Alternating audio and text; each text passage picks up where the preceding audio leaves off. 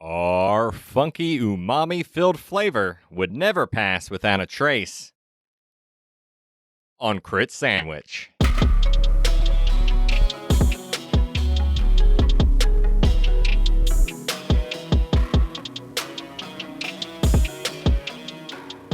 Welcome to Crit Sandwich. On Crit Sandwich, we play D&D loosely based on our favorite media. This is episode 11 of Campaign 8. Go back and start at any episode 1. For this, our 8th campaign, we are bounty hunters in an oligarchy playing through the plot of BioShock. We got 3 goons here. We got Chuck Ventus, Robbie Ponder, Matt Popich. Let's just get into this.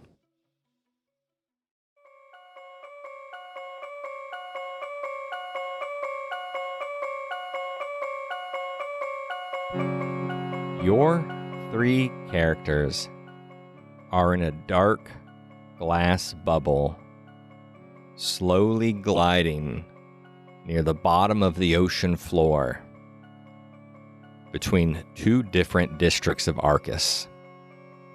Inside the bubble, how's everyone look? Chuck, how does 13 look? Pretty stylish with my chef's outfit on. I think the 3 of us are wearing our three Swedish chefs outfits. So we're looking looking pretty intimidating, I'm sure. We're about to cook up some a can of whoop ass for Abigail Russel. Robbie, how does Dr. Rhonda Pauly look? Does she look? I mean, beyond just the outfit. How does she look on maybe an emotional level as well? Yeah, emotionally is where she's getting hurt, and she built a little bit of confidence when Musk said that she's looks kind of pretty for an elf. But we're in this, the fish has that big bubble front area, and Rhonda wants to look out there and see like all the beautiful things that she has seen before out there, but she's kind of avoiding that area right now, and mostly because when she goes up there, she's going to see her reflection of herself as an elf. And another note too, I think, I know we have other potions like Dragonborn Potion and Potion of the Human, and also I think it's fun to roleplay her as a dwarf that's been turned into an elf, so I'm don't really mind not taking those other potions right now. We'll see what the dice say as far as which race potions appear in the future. Matt, how's Musk Elonga looking? Yeah, probably like a dude that you would not want cooking your food, but is wearing the chef outfit anyway. He's probably pretty haggard and roughed up, but kind of wants to get this thing get this thing done with. So, this bathysphere ride is the longest ride that you've had so far. So, definitely take a short rest here if you'd like. Yeah, I need some HP refilled. And I guess at this point I will go ahead and give you guys whatever gold we got the last fight. Don't we get something from your bard class, Matt? Don't we get like extra HP when we rest? If you play a Song of Rest, you do. I don't know that I have that. Let me look. I think all bards get it, but maybe I'm wrong. I don't know. That just helps us get more HP back per short rest. It doesn't let us have like temporary hit points or anything. Yeah, why don't you do that now instead of me having to roll an extra die? Done. I do it. You get an extra 1d6. Matt, what's it look like when Musk does a Song of Rest here on the dark ocean floor? He does like a hum, and it's strangely melodic and pleasing to your ears.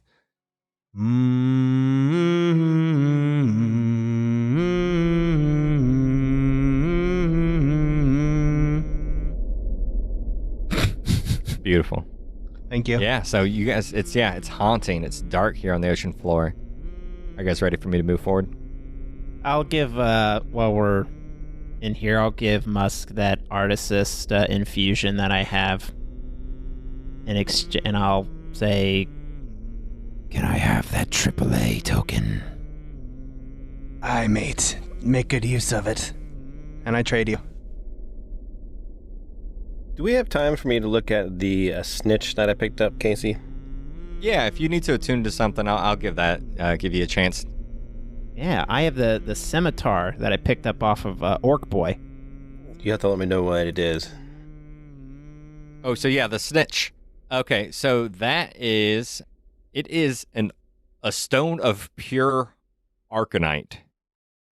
And arcanite seems to be the stone, from what you guys have learned thus far. It was the material that was found on the ocean floor in this area that has created all of the magic in Arcas. So this pure chunk of arcanite, when used as a spell focus, it is a +2 spell focus. So that is a +2 to hit and a +2 to your saving DC.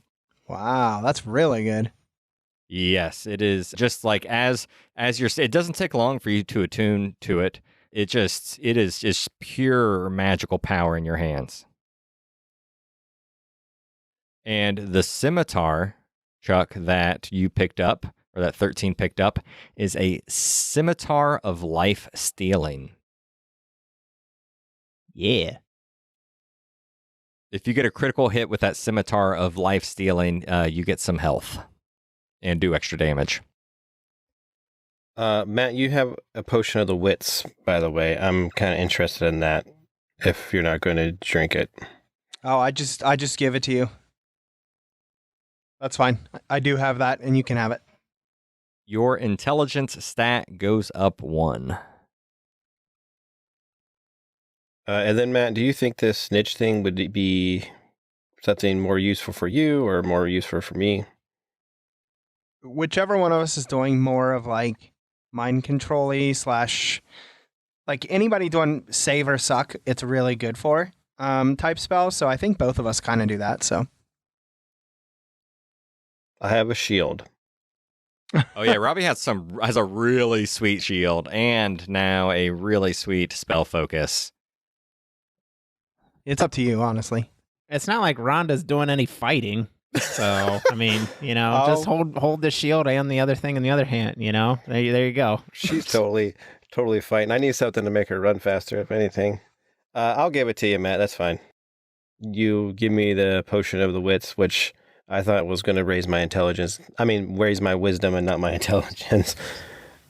But I will give you the snitch. Okay. Well, I have some gold, so if we can get to a gold place and I can help you, I will. Yeah, and I'm pretty sure that AAA token, whatever it gets rolled on, we're gonna share for each other. So I think we'll be fine. Yeah, you gonna split some of that gold that you got, that 500? Yeah, I think it's 175 each.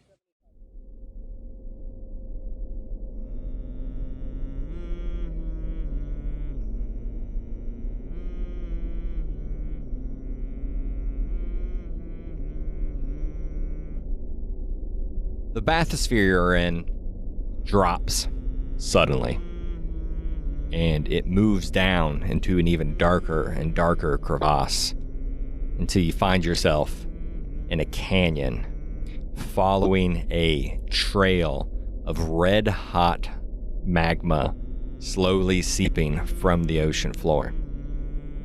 When we see the crevasse, I'll say, "There, the crevasse. Fill it with your mighty juice." Yeah. It's a little Wonder Boy. I love karaokeing that song, man. That's such a fun karaoke song. It's pretty epic. Especially if you're in a local bar, all dressed in animal outfits. Yeah, heck yeah.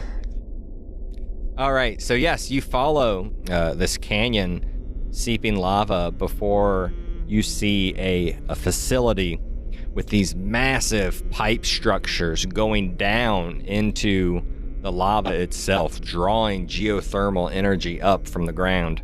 And the bathysphere goes into the wall above this kind of station, lookout, and these facilities and buildings built all into this cliffside. and popping back up into a small and modest bathysphere station. The bathysphere station is small and unassuming. It is mostly metal and stone and wood, unlike the great coral structures and some of the fancier stations you've seen before. The mouth of the fish opens slowly. The three of you cautiously walk out of the bathysphere and out of the station, and you find yourselves in another shopping area. To your right, you see a closed down Frost's General Store. You see the three familiar vending machines before you. The Ranger one, the Armory, and Abigail's Arcane Arts. And all of these buildings, everything here is very much more stone and wood and steel and brass. It is not the big grand structures. It seems very old compared to everything you've seen before, and a lot more utilitarian. And this seems to be like a large intersection. There are some train tracks coming through here. There are just a lot of boxes and things, but it is late and not a lot of... Actually, no people are about at this moment. Would you say that some of the stone work, does it look dwarven?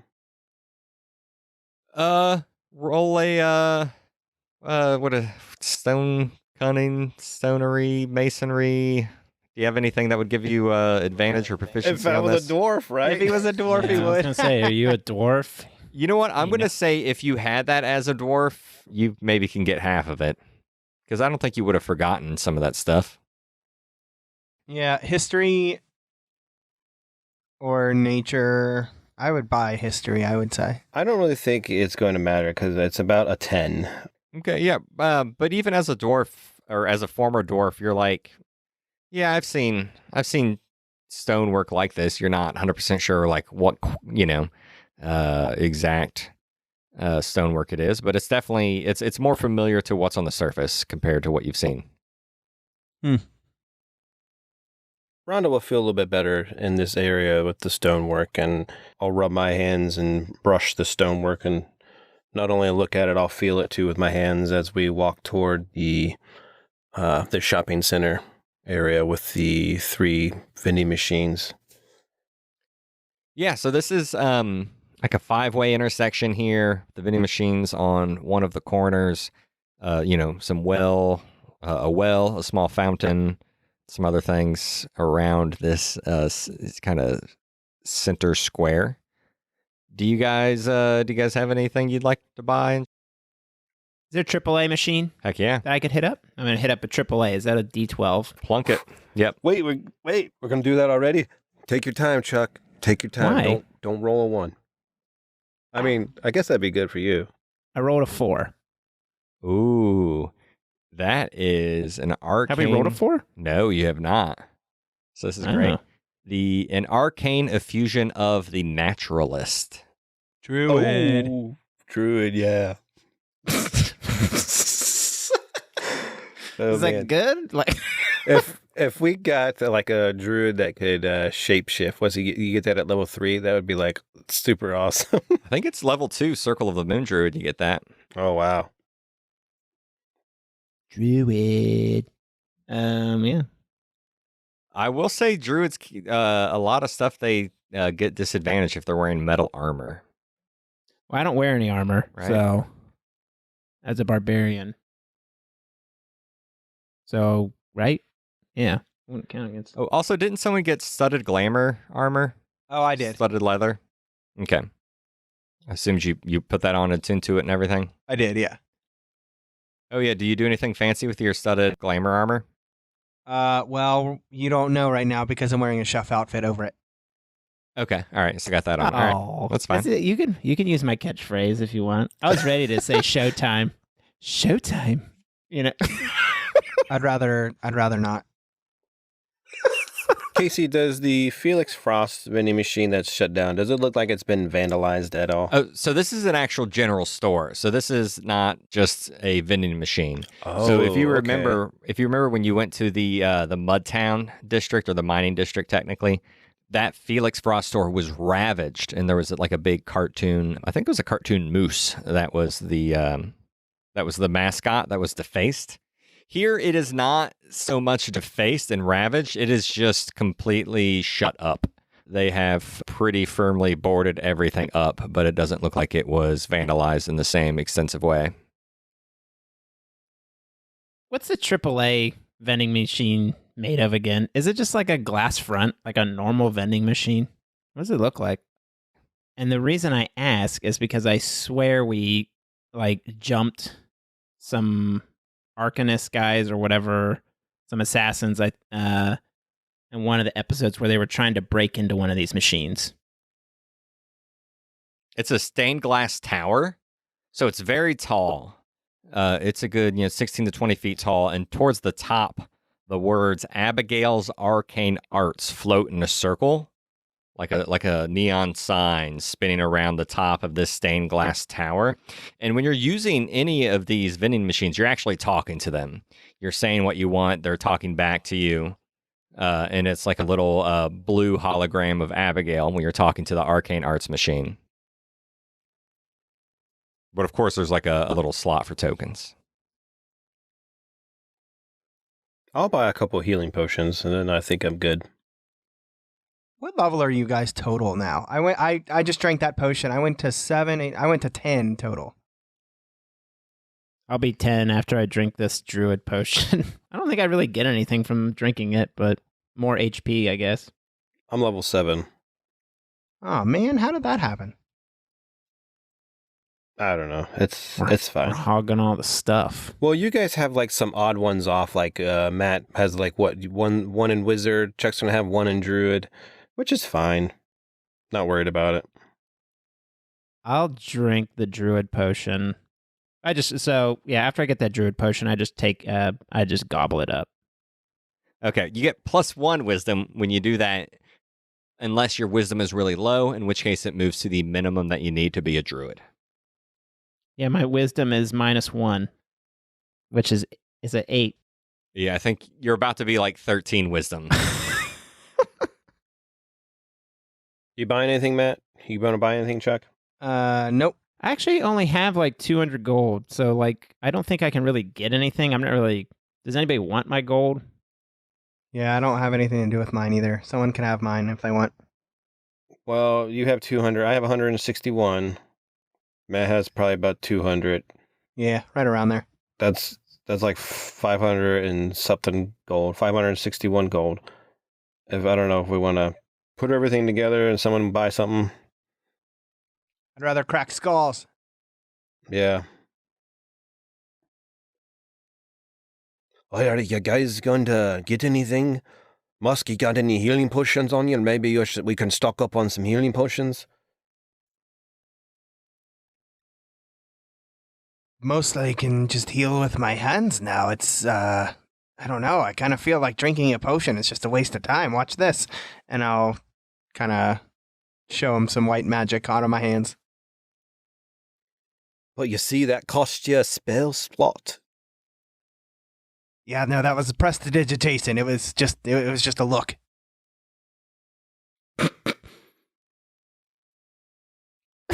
So the three of you, after you are done shopping, you see that there's the rail line coming into the road that seems to be actually shipping a lot of the same looking rocks that you were seeing being mined in the mining district. And some of those rail cars just kind of sitting there on the tracks. But the main two roads fork off in two directions. One is offices and central control, and the other one is power plant operations. Seems like operations would be where she would be, don't you guys think? Yeah.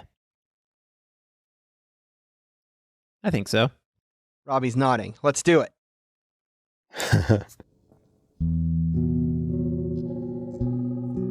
The three of you walk down this road, and there are some tracks and things on here. It's not a very long road, and we're talking about arched in stone here. Really, it's a tunnel leading from the area you were in. Globes of light going straight through down the hallway. You eventually get to a fork in the road. To the left is Power Plant Tower 1. To the right is Power Plant Tower 2. And straight ahead, it says Workshop.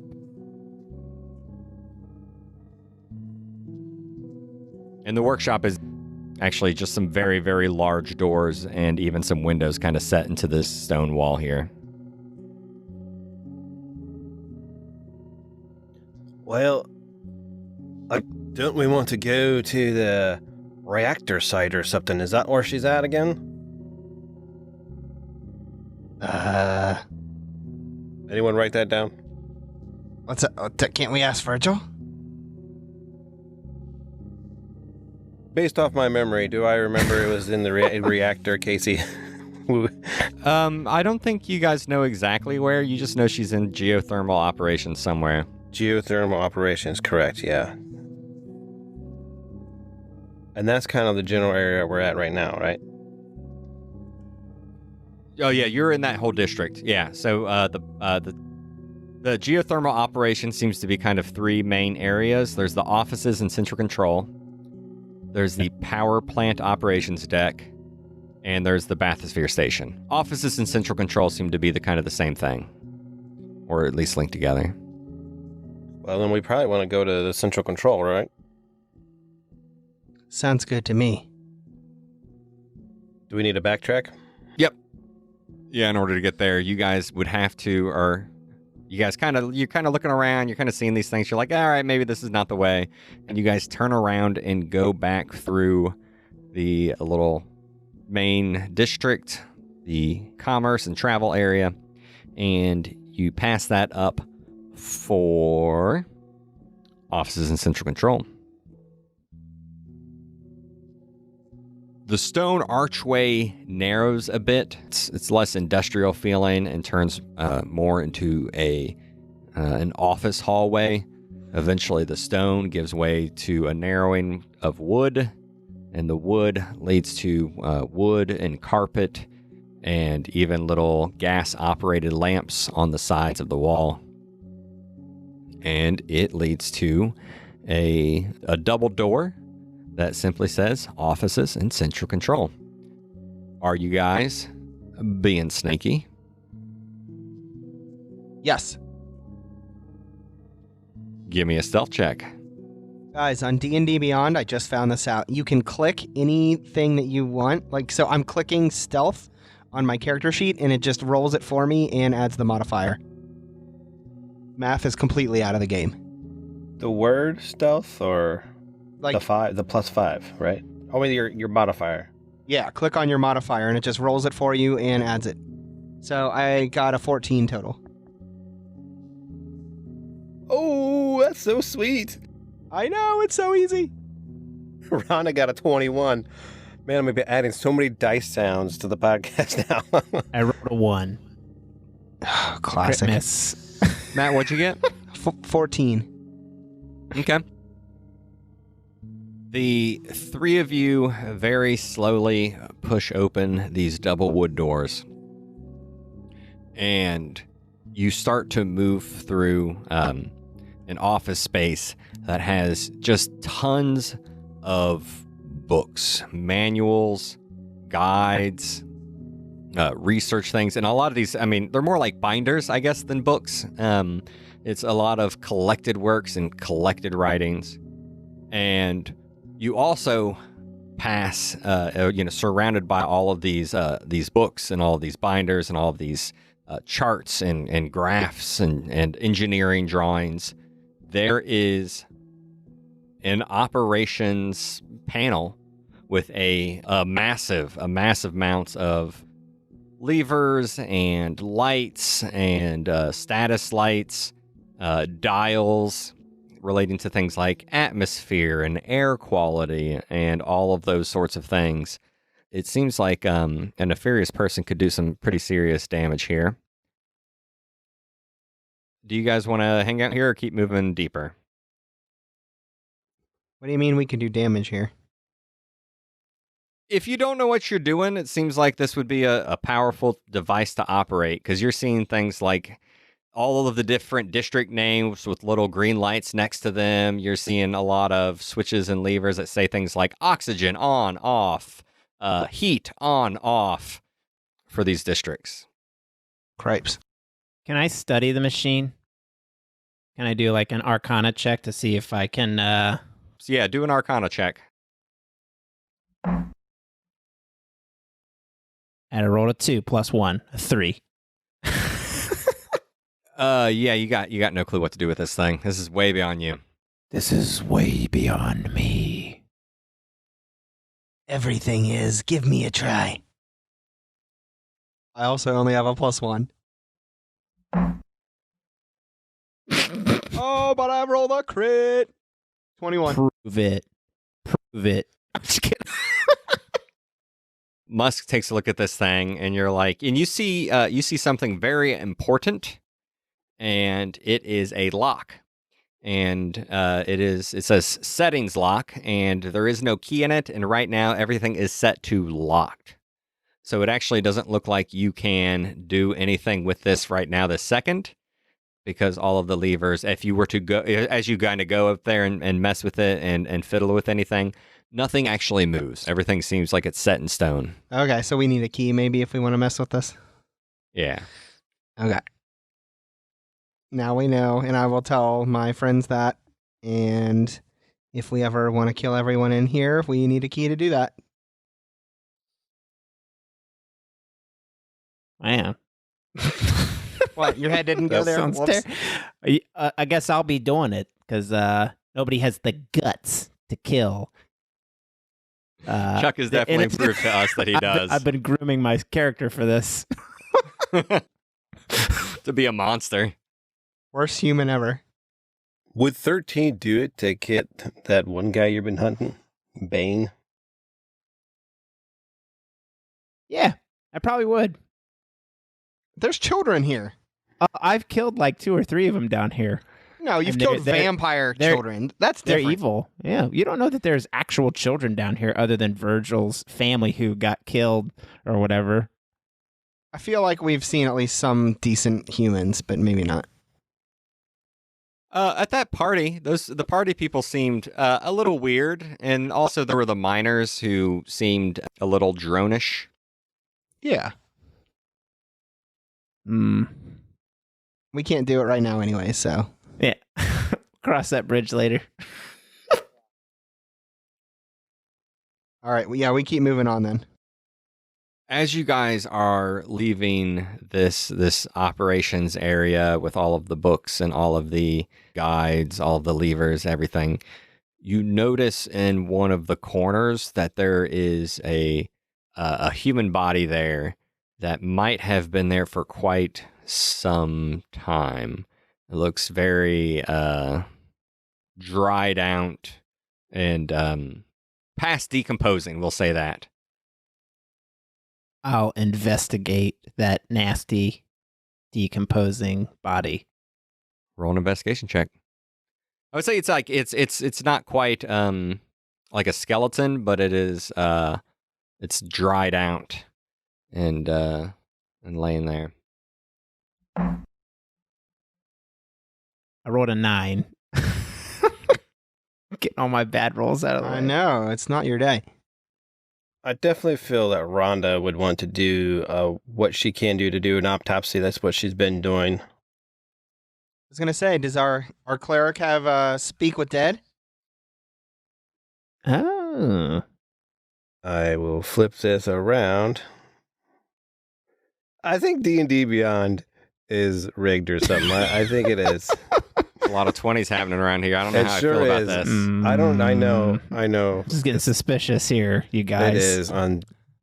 So Chuck bends over and is starting to fiddle around with this thing. Is a little bit grossed out, perhaps.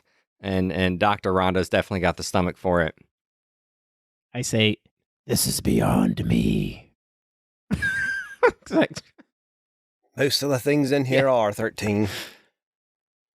Dr. Rhonda, you notice first off, and also, Chuck, I would say you would also have noticed this too. It was pretty obvious.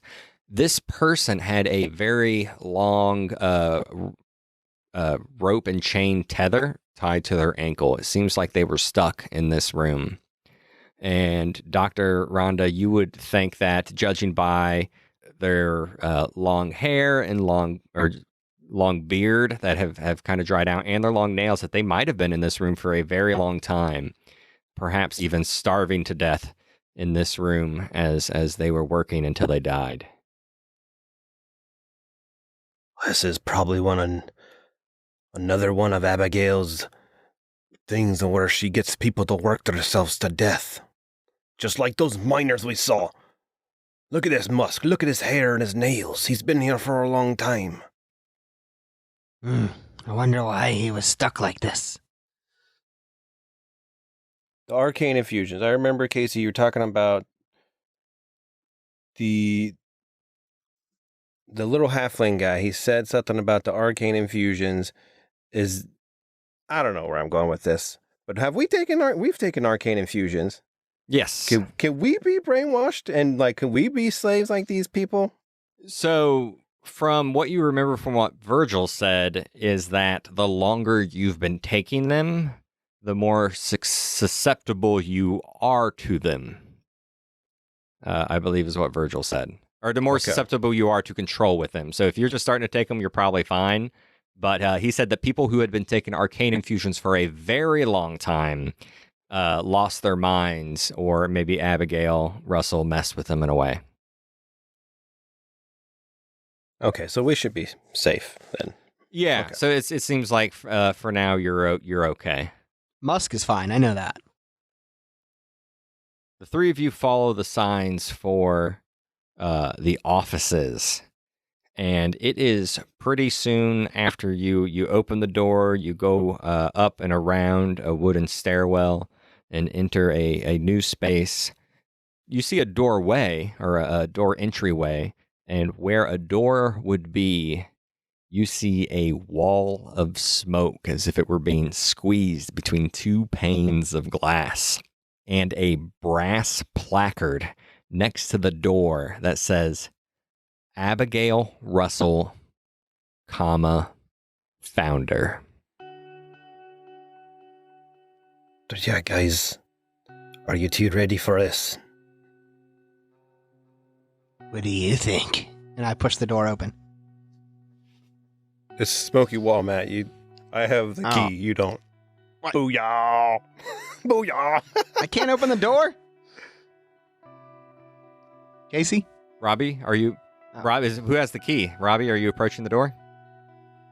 Rhonda will watch Musk make a fool of himself, and then she will approach the door. Right. Musk probably pushes it until he falls down. 13 I draw my swords. My scimitar of life stealing and my short sword. Rhonda holds the key out in front of her, and she begins to walk forward.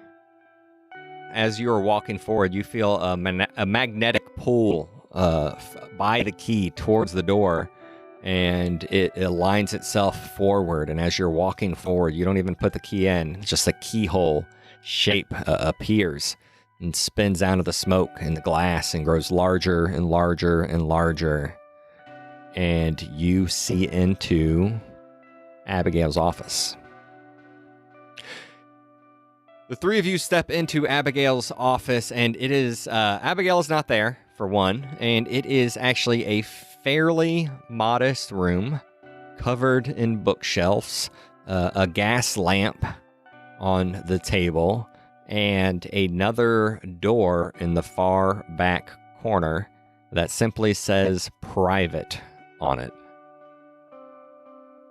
I want to first, hear to see if there's anybody around here. So, perception. All right. While he's doing that, can I check for traps? Sure. I got a 25. Are we saying investigation for traps? Yes. Is that what we do? Okay. Yep. So, Matt, you're 25 first, your perception check. You're listening around, maybe even putting your ear on that door, And mostly what you hear is just kind of the hum of this power station and of this area. And then listening very, very closely on the door, you think you might hear heels on a wood floor. So someone may be in there. Okay. And Robbie, what did you roll for your investigation? A 6. You search around the room, and actually a lot of the volumes would be familiar volumes from the surface, famous book, science books, philosophy books, all of the great writers. And then also, we got some maps of Arcas, phase 1, phase 2, phase 3, and you can kind of see the expansion of it and how it's grown and changed kind of over time. And then Dr. Rhonda starts to think, putting her mind in Abigail Russell's mind, thinking like Abigail Russell. And then I think about where she would hide something. And since I'm thinking like her, I should probably do an insight check for finding some loot, right? Where do you get this shit? What are you doing? I think you're already checking for traps or looking for loot. This room is it's very tight. It's very tidy. It doesn't actually look like it's used that much. 13 walks up to the door that says private next to Musk.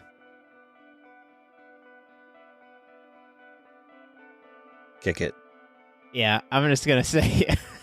There you go. I'm getting tired. Yeah, I'm getting really impatient with this all this sneaking around, and I'm ready to find someone. So I'll just rip off my clothes and say, "It's time to cook up a recipe for disaster." And I'll kick that shit in. I'll kick the door in to see what's on the other side. You kick in the door, and you see a short hallway, maybe 10, 15 feet. Just a few stairs, and then another 10 or 15 feet, and then another door.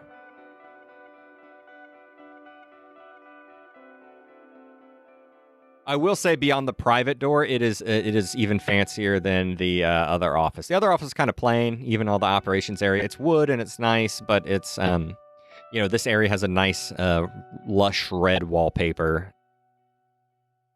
After I do that, I'll make a comment like, "Don't you think it's weird that there's no security around here?" We guys just got through a solid wall of magic. I would still expect there to be like, well, I don't know. That's true, I guess. So, yeah, you're opening up the second door? Yeah, I'll lead the way and go and open up the next door. Can you make a dexterity saving throw? Roll for death. I'm just kidding. Do I see it? Do I see it coming? No, I'm just shitting you. You open that second door, and you see a very beautiful and lush apartment. You see silver tea trays and kettles. You see lovely coffee tables and books and chairs and lanterns and arts. It's like a very posh, highly decorated bourgeois apartment. It's just a really a fancy. You might see this in like a capital city where some sort of rich tenant would live. And also in this room, there is there would be 2 doorways, one on the left, one on the right. 2 on the left, 1 on the right. I guess I'll just open whichever one comes first on the left or the right. Can we search here before we move forward? Sure. We look around? Oh, yeah. All right. Rhonda will tell Musk and 13 to search different parts of the apartment. Or she will ask them to. Can you look over there? And 13, look over there. We got to get moving pretty fast. Let's find anything useful. Maybe some information about Abigail that we can use against her, or find out her weakness, or some items that we can perhaps use against her. Let's check it out. Musk lazily looks around and like moves something around. I got a 10, and I would rather just get to her. I don't know if Another 20 from Robbie there. but that was a natural with a real die, so 20 crit for Rhonda. Looking around. Yeah, I rolled a 4 + 1, a 5. I'm not really much help. I'm very focused on the task at hand. I think it's funny, like Musk and 13 are just ready to get down to business. We're ready to fuck some shit up.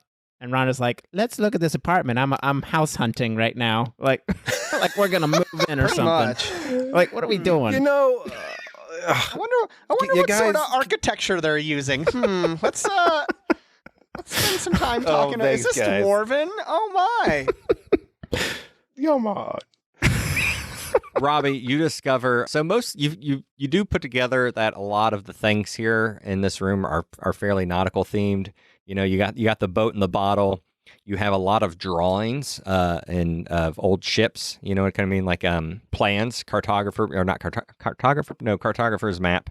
I guess blueprint looking drawings of boats and things like that. But you also find a beautiful ornate wooden chest. And in it are 10 perfectly set and folded and tied up bags, each with 100 gold in them inside this little chest. So a total of 1,000 gold in this chest. Wow. You rich now. All right, 333 gold for each person. Yeah, so you just start chucking these bags of gold at each of your fellow teammates and split up the last bag. And are you guys going to the right door or the left door? Whichever one comes first. I guess would the left be the first one that we approach? It's kind of equidistant, really, through this, but maybe the right is a little bit closer. So I'll check the right then. okay, you go up to the right side doorway, and again, this doorway says private on it, and it does not seem to be locked again. And you turn the knob and open the door. You enter a room that is quite different than the apartment you were just in. This room is completely coral.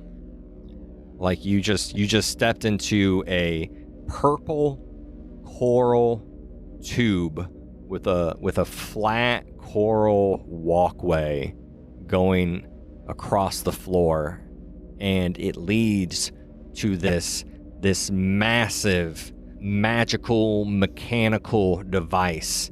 And on this mechanical device, it's like, imagine the whole wall, like the end of this room is just this big huge wall, and it's covered in these little orbs, like these little semicircle, these little half orbs. And as you get closer and you look at them, you see that there's like activity in them. Some are lit up, some are dark. And before all of these little half orbs with all of these little, almost like tiny little scenes and little glints in them, there is a platform on the ground that comes up. You know, it comes up into a pole, and at the top of the pole is a hoop and like 2 handrails, a couple of switches on handrails. And when you're looking at this big ring on a pedestal, it has got like a smokiness like dripping off of it. Like this is some sort of magical tool. I guess we'll proceed down towards the tool structure at the end then. Yeah, so you're standing right in front of it now. Is everyone behind him in this weird alien-ish room? Yeah. I'll lead the way like 10 feet in front of the party with my blades drawn. And you said it's like is it like a bridge kind of, or it's just a walkway that is... Yeah, it's a walkway, but I mean, it's a bridge through the room. Like the room is just like a round room. And there, you know, if you were to jump off of it, you would just be walking on the coral or whatever. Oh, okay, gotcha. Yeah. So as you get really close to this tool, you hear, I don't exactly want to say it's whispers, but you just hear a lot of noises very quietly. Sometimes you hear a voice. Sometimes you hear footsteps. Sometimes you hear music. It's just a lot of very, very quiet sound coming out of that ring. Can I do an Arcana check on it? Sure. 8. This is weird as hell, and you're not quite sure what it is. Yep.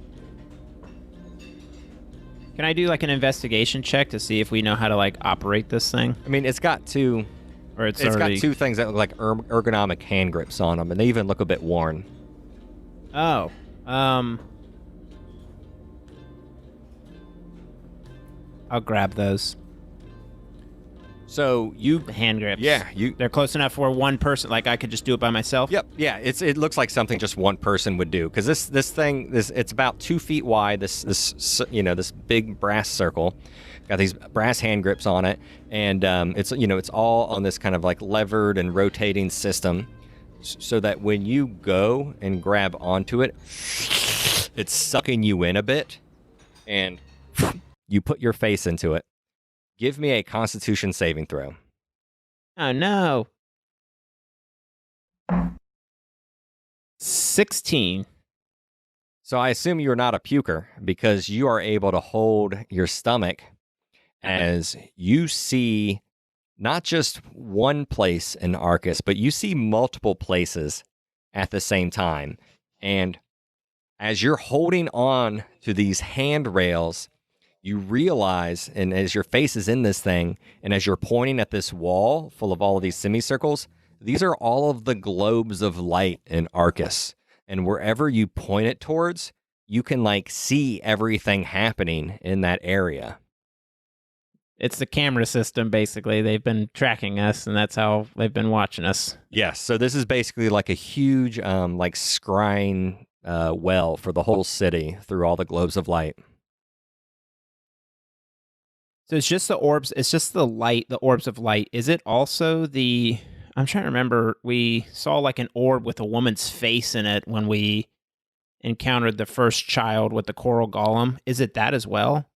Yeah, those are the globes of light that I'm talking about. So those are the globes of light. So that is what you're talking about. Yeah, so any lanterns, basically every single lantern and light source all throughout the city is a way to survey or surveil them.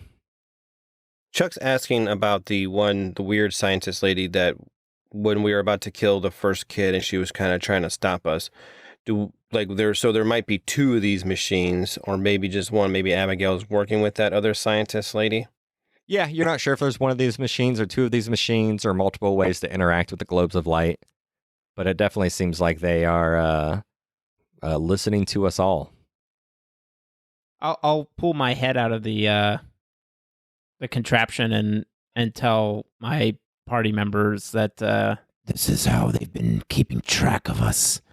They've been watching us from here. And you'll notice that the where you had your hands on that circle, there are 2 switches. One says face, the other says voice.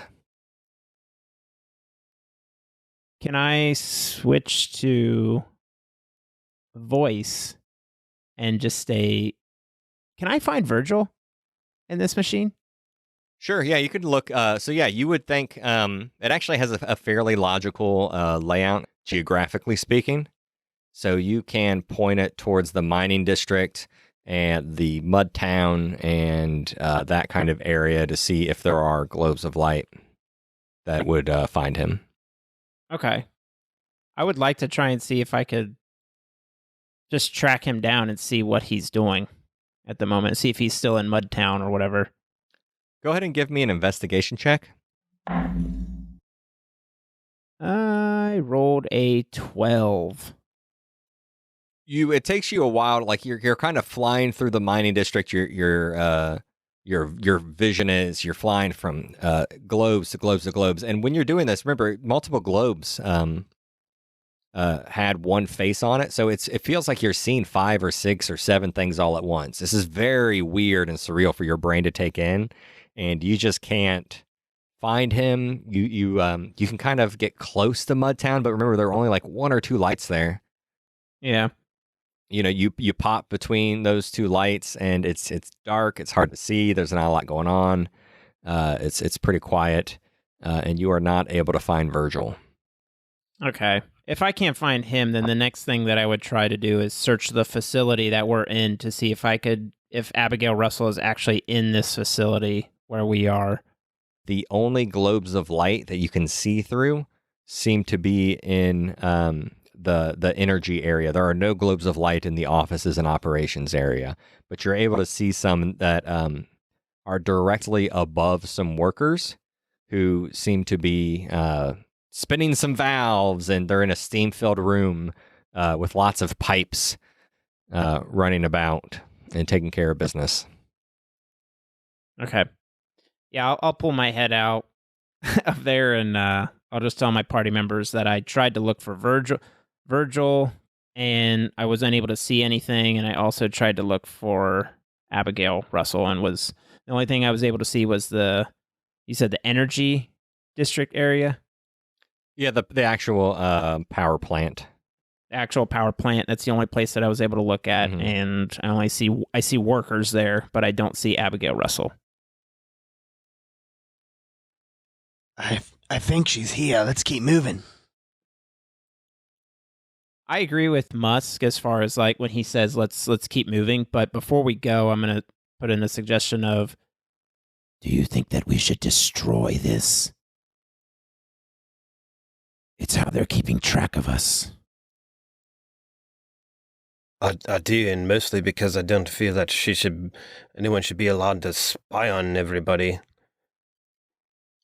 Man, how do those glyphs work that you can place on the ground? How do those work? The spell that he has? Yeah, mine? Right. Yeah, it's more of like it just blows up if somebody comes near it. It's kind of like a trap. Would it last, like, even after you cast it? It's not like concentration. How long does it last? Well, we can just set a booby trap on it, and it can hit her and destroy part of the machine at the same time. If she would ever come here again, we're trying to look for her in case she happens to backtrack to come look at this. I mean, if she doesn't know we're here, like in here, then I would think that she is going to be coming back here to try to figure out where we are. Okay, it lasts forever, but it takes an hour to cast. So, I don't know. We don't have that kind of time. I like the idea, but we just don't have that kind of time. Yeah, Rhonda will bash some shit with her hammer. Give me a strength check. 18. Yeah. So it only takes one solid smack from your hammer to just bend this thing right over and pop some of the bolts, and magical purple and green and yellow and blue smoke just start to flicker and flame out of the base. Nice. And then we leave. We'll continue looking. I guess we'll check out those other doors. So you go through the second door, and it opens up into a long and wide hallway. On both sides of you, long tanks of bioluminescent jellyfish line the room to illuminate it. Tucked into the very far end of the room is a desk facing a window that looks out into the dark ocean. A woman with dark, tight, curly hair sits at the desk. I want everyone to go ahead and make a quick perception check. What race is she? She is a dwarf. I rolled a 3. I got a 28. 28 for Musk. 24 for Rhonda. 2 of the 3 of you, I'll let you assume which 2 that is, see as you pass through this doorway, off to the left right before the tanks start, there is a closet or some sort of doorway with a faint purple glow emitting out of the cracks of the door that kind of reminds you of the same Arcana Life chamber that you saw deep within the hospital.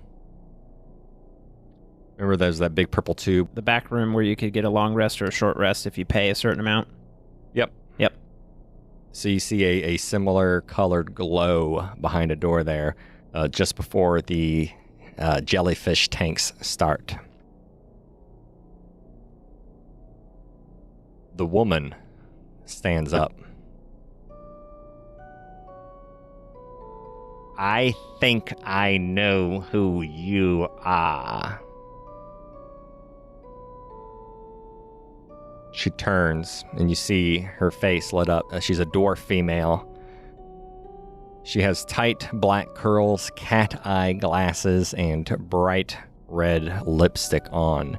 And she has a dress that's covered with just small brass orbs, like semicircles on it, half spheres. I have a question. Do you know who you are?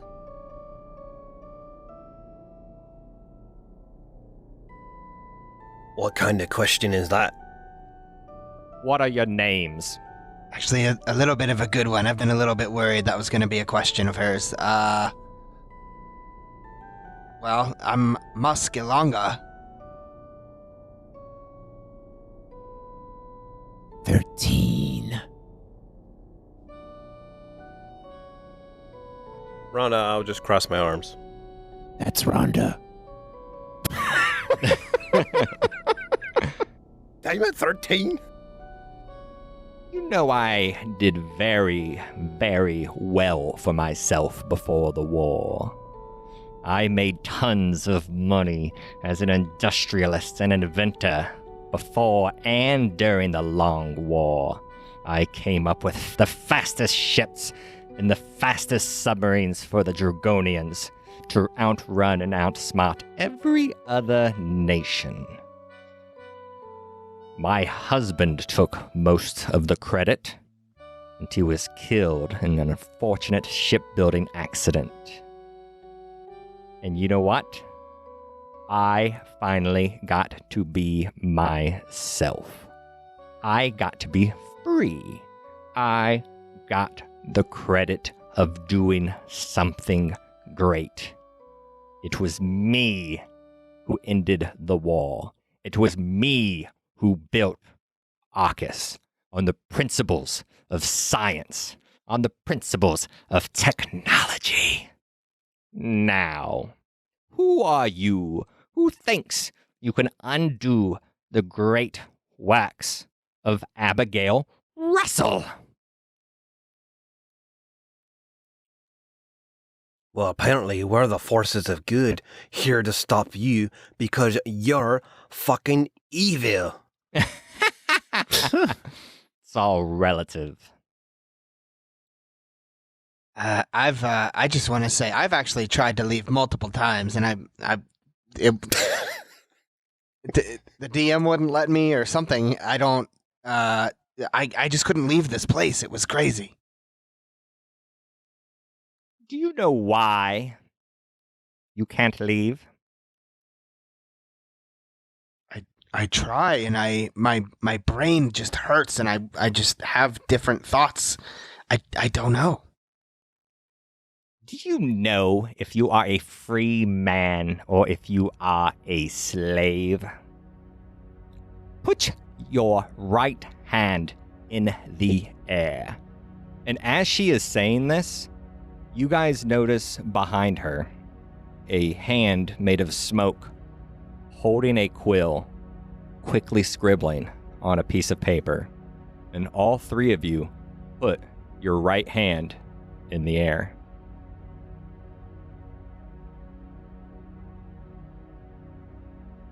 I want to try to resist putting my hand up.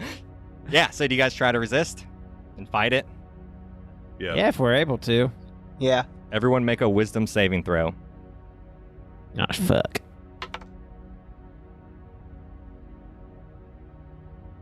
10. Rhonda got an 18. 20 for Musk. 20, 20, and 18? 13 got a 10. Okay. All of you take 2 psychic damage. Do we still put our hand up? Oh yeah, your hand's in the air, like a marionette. Do we resist any, or like our hands shake at all? Yeah, your hands are shaking, you're sweating. It's just, you can't not do it. Put your left hand in the air. Do you guys want to resist again? I do. Yeah. Wisdom saving throws. I resist. 16. 21. Do you just want to let you know if we crit? I mean, yeah, just let me know the total number, because a crit doesn't matter in a saving throw. There's no such thing. I rolled a 10. 13, got a 10 total. All of you take... Sorry, Rhonda, what'd you get? 21. All of you get 3 psychic damage as the pain becomes more unbearable. What is this? When we were first building Arcas, and I had just discovered Arcanite, our submarines could only be underground for so long. So we devised a coral golem. And in order to keep them at task, they had a ledger, a magical ledger, that you would write out task for task for task, as those slaves would do your bidding. So, we know you are slaves, but you are not coral golems. Where did you come from? Where were you born?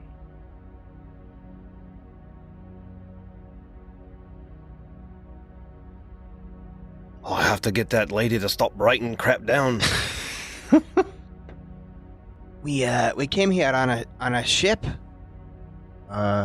We were sent to help rescue a family.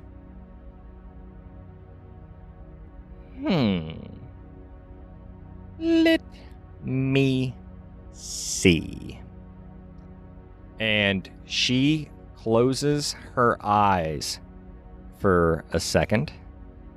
Chuck, I think you were probably the first one through the door, right? Your sleep might be a little bit closer. Yeah. I need you to make a wisdom saving throw. 7 plus 1, 8.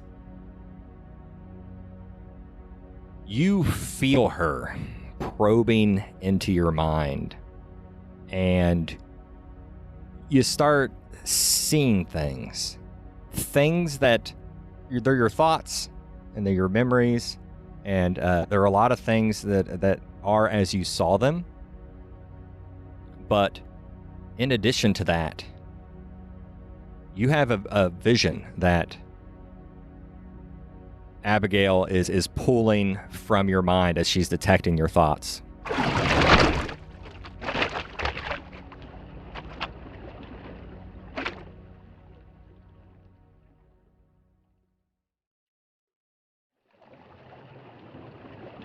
She sees you on the boat, or she sees you as you saw yourself on the boat, looking down at your hands, sitting next to Musk, sitting next to Dr. Rhonda. And the three of you have the bounty out, and you're looking at it. You're sitting there on the boat. On it are coordinates, longitudinal and latitudinal coordinates. Probably Musk is holding some cartography stuff, and the three of you are standing up on the deck of the ship, and the bounty paper that you have says to blow up the boat at these latitudinal and longitudinal coordinates and enter the lighthouse. And you're looking around, and you see Dr. Rhonda holding like a plunger, a small plunger that would explode some gunpowder and everything, and then a bright white flash. And Abigail rips out of your head. I see. You came in through the lighthouse.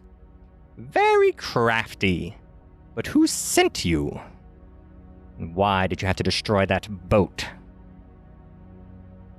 I'll be breathing very heavily just because that was intense for me to see that. 'Cause that was a big mystery at the beginning. It was just like, how did we get here? So someone else is controlling us from outside of Arcas. Virgil's the one that's been updating that paper. And Casey, you said that blow up the boat came onto the paper? Yeah. Are we sure Virgil's been controlling that? I mean, that has been your assumption so far, because he's been telling you to do stuff, and then it's been appearing on that paper. So when she comes out of 13's mind and she says to the group of why did we have to blow up that boat, Rhonda will think that we didn't blow. She'll just say, "Oh, we didn't blow up that boat." And I guess 13 would update us on what his vision is, so we'll just get by that. Is that okay with you guys?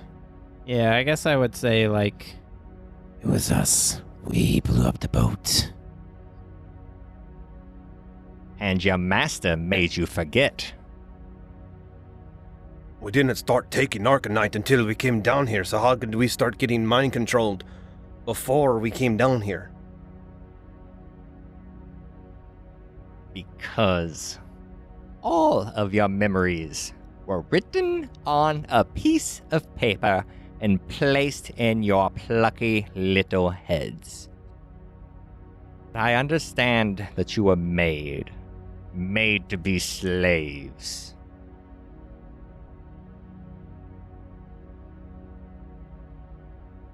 And now, I also know. And she looks down and she looks solemn. I know that Arcas has failed. I know that the power plants are failing. I know that we're running out of Arcanite. I know that Arcas will not be here forever.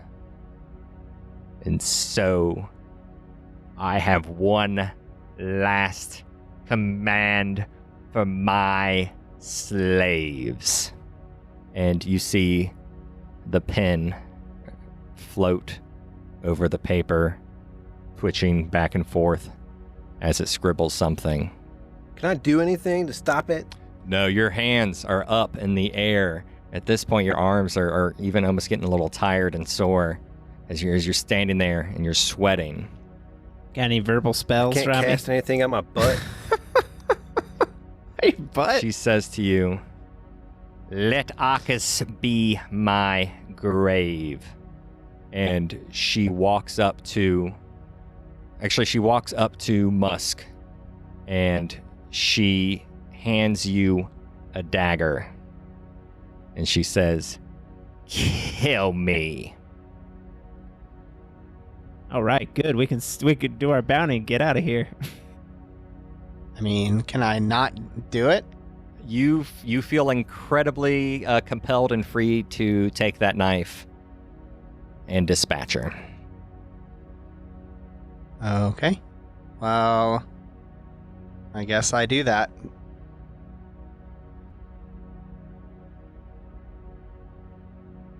You grab the knife and you sink it very neatly and cleanly into her chest. Musk knows where a man's heart is. Also a woman's. Yeah. And well, a person's heart is. Look, this ain't no man. You see her eyes blink and close as the life drains from her body and she collapses on the floor.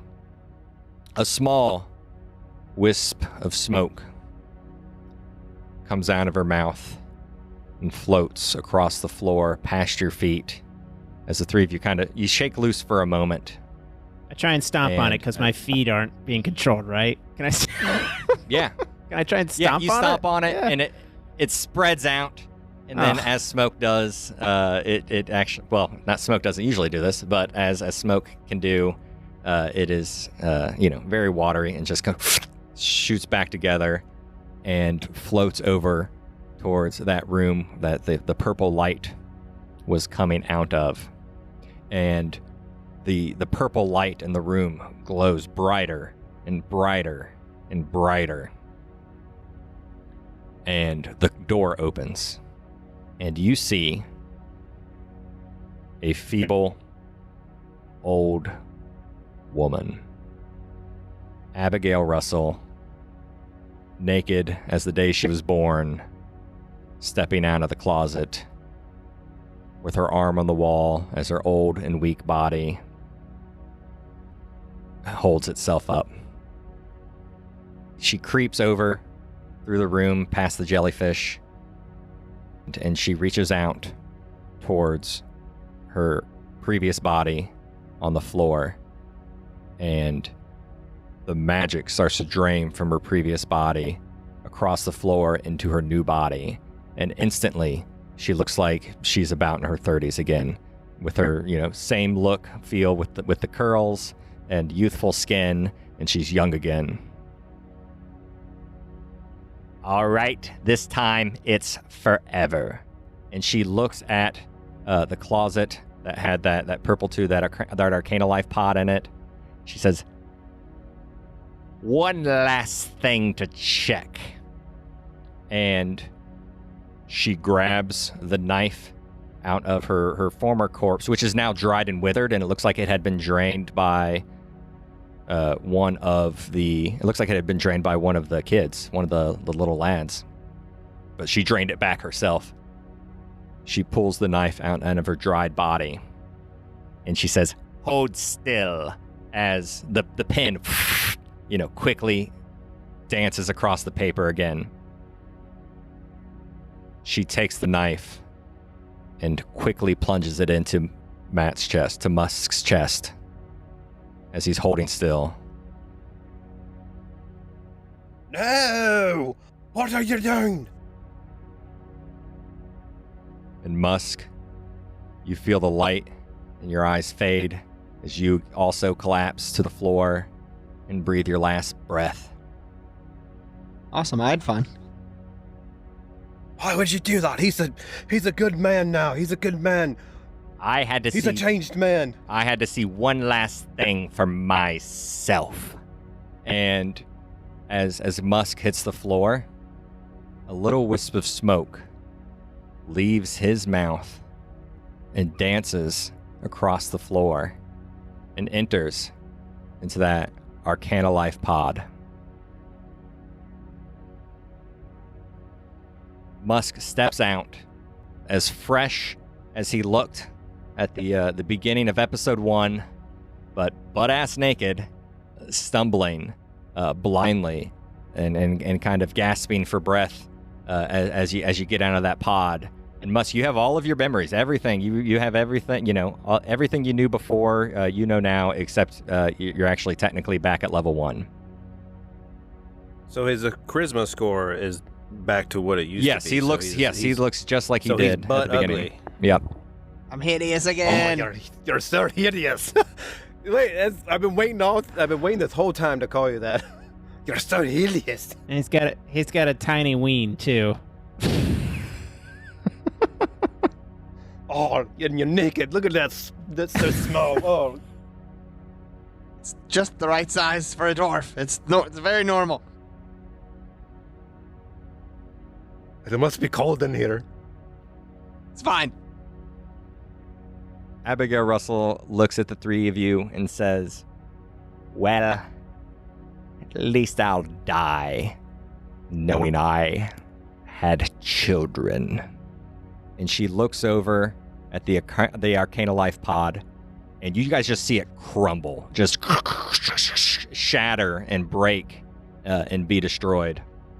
And she once again hands the knife over to one of you, this time to Dr. Rhonda, and says, "Goodbye, my children. Maybe one day you'll be free to rule Arcas, but I will die knowing that my bastard children were slaves." And Dr. Rhonda takes the knife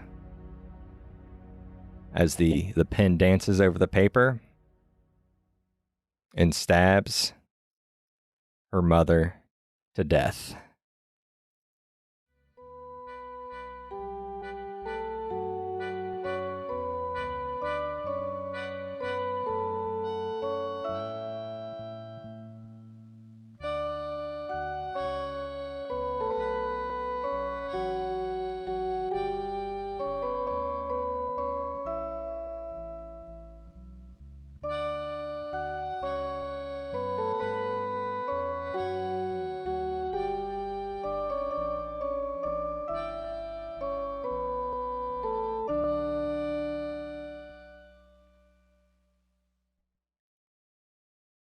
And Musk, you feel the light in your eyes fade as you also collapse to the floor and breathe your last breath.